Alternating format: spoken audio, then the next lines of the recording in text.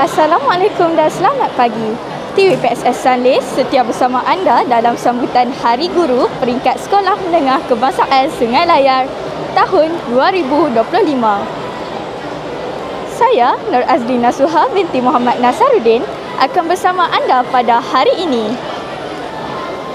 Setiap tahun, Kementerian Pendidikan Malaysia akan mengumumkan tema Hari Guru khas bagi semua warga penduduk di Malaysia.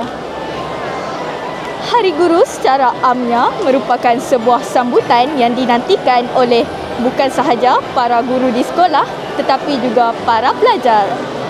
Marilah kita bersama-sama meraihkan semua guru kesayangan kita pada hari ini sebagai tanda penghargaan di atas jasa dan pengorbanan seorang guru.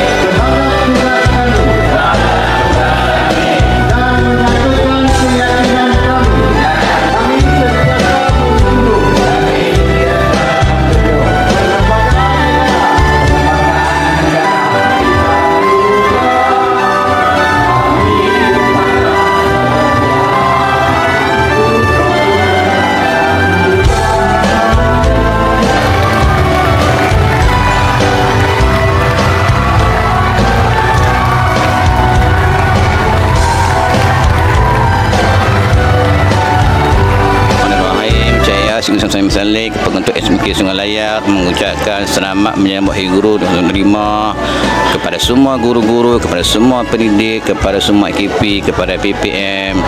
Semoga Hari Guru pada tahun ini begitu bermakna pada kita, bertepatanlah dengan tema pada tahun iaitu Guru Pemacu Tanah Mafi Pendidikan. Selamat Hari Guru Cikgu. Terima kasih Cikgu. Assalamualaikum dan salam sejahtera. Selamat Hari Guru kepada semua warga pendidik, terutamanya guru-guru SMK Sungai Layar, Guru Pemacu Reformasi Pendidikan.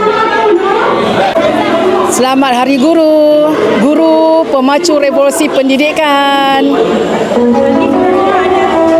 Mengambil kesempatan di sini mengucapkan selamat Hari Guru kepada semua guru di Malaysia, kepada bekas-bekas guru saya yang pernah mengajar saya daripada saya tadika lagi sehingga sekarang ni lah, dengan ucapan Guru Pemangkin Reformasi Pendidikan.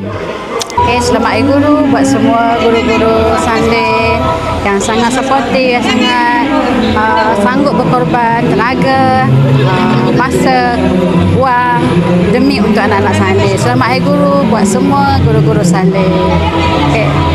Bismillahirrahmanirrahim. Assalamualaikum warahmatullahi wabarakatuh. Ya Mu'allimin Sa'id.